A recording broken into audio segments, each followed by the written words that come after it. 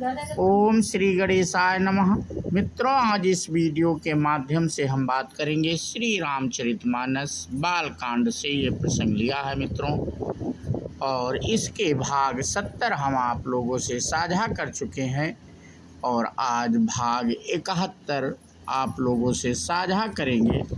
तो पिछले वीडियो में अपनी कथा हमने जहाँ पे समाप्त की थी, उसके आगे की कथा आज इस वीडियो के माध्यम से हम शुरू करेंगे। बागु तड़ागु बिलो की प्रभु हर से बंधु समेत, परम रम्य राम यहाँ यहु जो राम ही सुख देत। बाग और सरोवर को देखकर प्रभु श्री रामचंद्र जी भाई लक्ष्मण सहित हर्षित हुए। यह बाग वास्तव में परम रमणीय है, जो जगत को सुख देने वाला श्री रामचंद्र जी सुख दे रहा है। चारों ओर दृष्टि और मालियों से पूछकर वे प्रसन्न मन से पुष्प लेने लगे। उसी समय सीता जी वहाँ आई। माता ने उन्हें गिरिजा पार्वती जी की पूजा करने के लिए भेजा था। साथ में सब सुंदरी और सयानी सखियां हैं, जो मनोहर वाणी से गीत गा रही हैं। सरोवर के पास गिरिजा जी का मंदिर सुशोभित है, जिसका वर्णन नहीं किया जा सकता। देखकर मन मोहित हो जाता है। सखियों सहित सरोवर में स्नान करके सीता जी प्रसन्न मन से गिरिजा जी के मंदिर में गईं। उन्होंने बड़े प्रेम से पूजा की और अपने योग्य सुंदर वर मांगा। एक सखी सीता जी का साथ छोड़कर फुलवाड़ी देखने चली गई थी। उसने जाकर दोनों भाइयों को देखा और प्रेम में विहल होकर वह सीता जी के पास आई।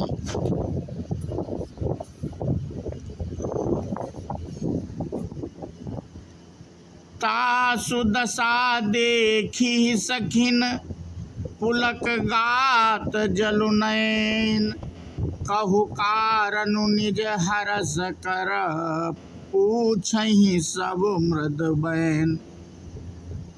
सखियों ने उसकी दशा देखी कि उसका शरीर पुलकित है और नेत्रों में जल भरा है। सब कोमल वाणी से पूछने लगी कि अपनी प्रसन्नता का कारण बता। उसने कहा, दो राजकुमार बाग देखने आए हैं।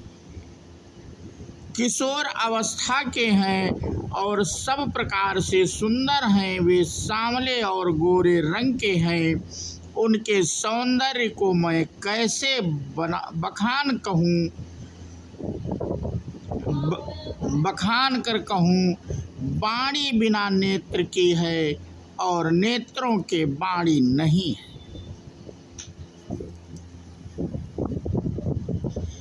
यह सुनकर और सीता जी के हृदय में बड़ी उत्कंठा जानकर सब सयानी सखियां प्रसन्न हुईं। तब एक सखी कहने लगी, हे सखी, ये वही राजकुमार हैं जो सुना है कि कल विश्वामित्र मुनि के साथ आए और जिन्होंने अपने रूप की मोहिनी डालकर नगर के स्त्री पुरुषों को अपने बस में कर लिया है। जहां तहां सब लोग उन्हीं की छवि का वर्णन कर रहे हैं।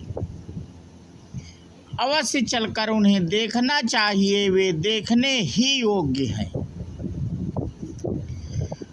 उसके वचन सीता जी को अत्यंत ही प्रिय लगे और दर्शन के लिए उनके नेत्र अकुला उठे। उसी प्यारी सखी को आगे करके सीता जी चली।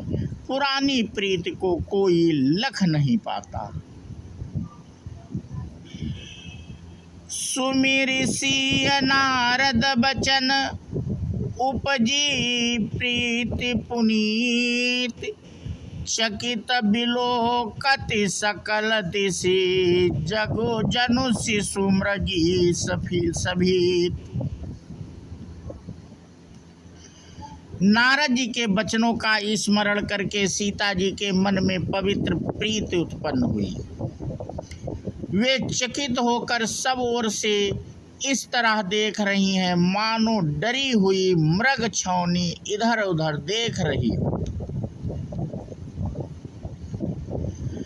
कंकड़ हाथों के कड़े, करधनी और पाजेब के शब्द सुनकर श्री रामचंद्र जी हृदय में विचार कर लक्ष्मण से कहते हैं, यह ध्वनि ऐसी आ रही है मानो कामदेव ने विश्व को जीतने का संकल्प करके डंके पर चोट मारी है।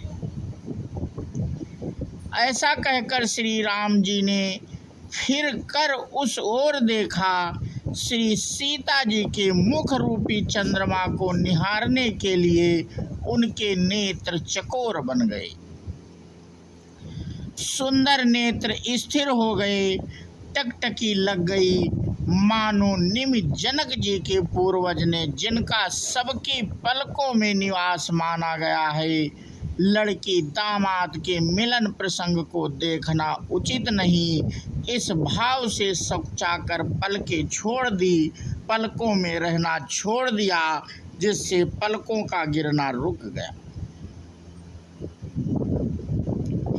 सीता जी की शोभा देखकर श्री राम जी ने बड़ा सुख पाया, हृदय में उसकी सराहना करते हैं, किंतु मुख से वचन नहीं निकलते। वह शोभा ऐसी अनुपम है मानो ब्रह्मा ने अपनी सारी निपुणता को मूर्तिमान कर संसार को प्रकट करके दिखा दिया। वह सीता जी की शोभा सुंदरता को सुंदर करने वाली है। वह ऐसी मालूम होती है मानो सुंदरता रूपी घर में दीपक की लौ जल रही हो। अब तक सुंदरता रूपी भवन में अंधेरा था, वह भवन मानो सीता जी की सुंदरता रूपी दीप शिखा को पाकर जगमगा उठा, पहले से भी अधिक सुंदर हो गया। सारी उपमाओं तो कवियों ने झूठा कर रखा है, मैं जनक नंदिनी सीता जी की किससे उपमा दूं। सिय शोभा ही बरन प्रभु आपनी दशा विचारी, बोले सुचि मन अनुजसन बचन समय अनुहारी। इस प्रकार हृदय में सीता जी की शोभा का वर्णन करके और अपनी दशा को विचार कर प्रभु श्री रामचंद्र जी पवित्र मन से अपने छोटे भाई लक्ष्मण से समयानुकूल वचन बोले।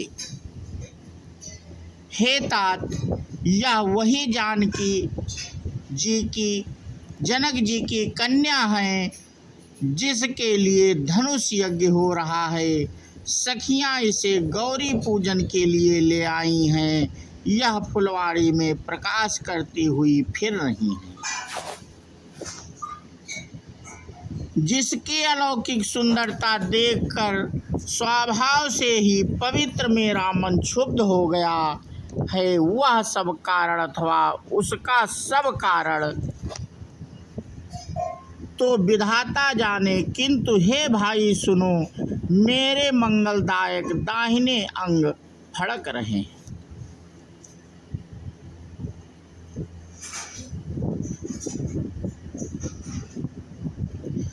रघुवंशियों का या सहज जन्मगत स्वभाव है कि उनका मन कभी कुमार्ग पर पैर नहीं रखता। मुझे तो अपने मन का अत्यंत ही विश्वास है कि जिसने जागृत की कौन कहे स्वप्न में भी पराई स्त्री पर दृष्टि नहीं डाली है। रण में शत्रु जिनकी पीठ नहीं देख पाते, अर्थात जो लड़ाई के मैदान से भागते नहीं, पराई स्त्रियां जिनके मन और दृष्टि को नहीं खींच पाती और भिखारी जिनके यहाँ से ना ही नहीं पाते, खाली हाथ नहीं लौटते, ऐसे श्रेष्ठ पुरुष संसार में थोड़े ही हैं। तो मित्रों, आज का प्रसंग हम यहीं पे समाप्त करते हैं और इसके आगे की कथा हम अपने अगले वीडियो के माध्यम से साझा करेंगे। बोलो सियावर रामचंद्र की जय, हनुमान जी की जय। जय हिंद, जय भारत, वंदे मातरम।